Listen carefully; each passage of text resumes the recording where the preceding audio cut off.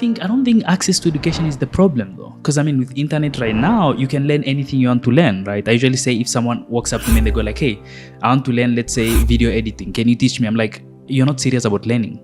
Because if you are, you can literally teach yourself about it, right? Like you can find the resources that you need.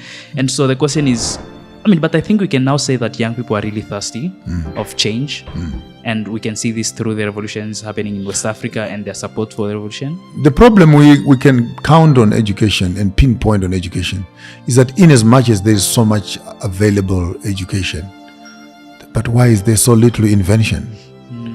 So it looks like the education is not tapping into the right juices that can actually give us a political revolution. I wish the internet was teaching people how to activate uranium, how to make batteries out of lithium, how to make copper wires. What are the systems that are put in there? So you have what you might call education, but these are just adverts. The real education we need is the science of technology and the IP information. Can you imagine the whole world is drinking Coca-Cola and they still don't know how to make Coca-Cola? So here you are on internet and say, we're learning lots of things. You're learning where is McDonald's, not what is inside the Coca-Cola bottle. We're learning how to edit a video. You're not learning how to make a video, how to make yourself a machine that takes these cameras. So the information you're talking about, young men, yes, they flooded it with the useless information. They have not exposed the IP information. And the real money is not on retail. The real money is on manufacturing. So maybe if it makes sense to you. Wow. No, it does. It does. And I think we can agree that those who run businesses are the ones who have true power. That is a fact. In fact, business is the real politics. The rest is a playfield of poor people. Rich people don't vote for nothing. Their money votes for them. Their money decides for them. But then again, our governments don't create policies that enable people to become entrepreneurs. I think we've gone past that because creating entrepreneurs eats into the established businesses. So you'll find mainstream shops are not happy with the people that are selling clothes on the street. Why? Because people are no longer coming to their shops to buy. But who is paying tax? They are paying tax. They are not paying tax. So you begin to have war. And some of these civil wars we find, they're actually local businesses that are instigating the government to silence the smaller businesses so that they can have monopoly. Like in South Africa, we saw that happening. The big shops were compromised when they actually found themselves sponsoring wars with the Somalis and the Ethiopians. And they said it was xenophobia. South Africans are killing Nigerians, are killing Zimbabweans. But when you look further into the pot, you find that there is a foreign hand that is manipulating this thing to get this business removed here so that their businesses can remain where they are, because these people are all over their faces.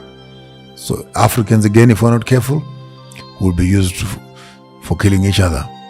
While we are shooting and killing each other and we are standing at a graveyard, the white man is at the bank signing the spoils of war. If you are to give us an action step of how to proceed to win the economic war, how would that look like? It will be as simple as one government takes one budget. One government takes one budget. Just leave a few little money in critical services like health and education. The full government budget. Just walk up to China and buy factories.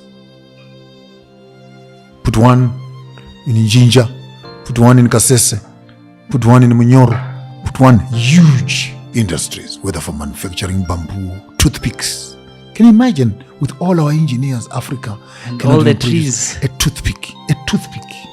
A whole engineer with 14 years qualifications can make a toothpick. So we need a government intentional intervention, which is backed up, picking up all the professors, all the professional people that are there, package them first. How much capacity do we have in this industry? How much capacity do we have in this industry? Both in terms of skills development and young people coming as an apprenticeship. You have the instrument as government. All that information is in your hands. Okay, we have so many in water, we have so many in etc. This for water, let's see what we can do with the Victoria. So you simply re-establish the function of activating your economy from the grassroots.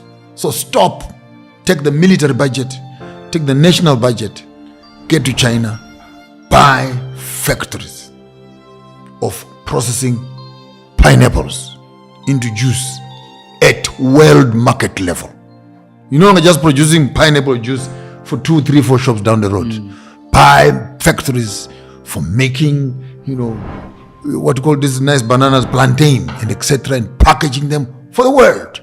Big businesses. Big businesses, big businesses. And with this big business, imagine the amount of employment that comes in immediately. Imagine how this turns into banking.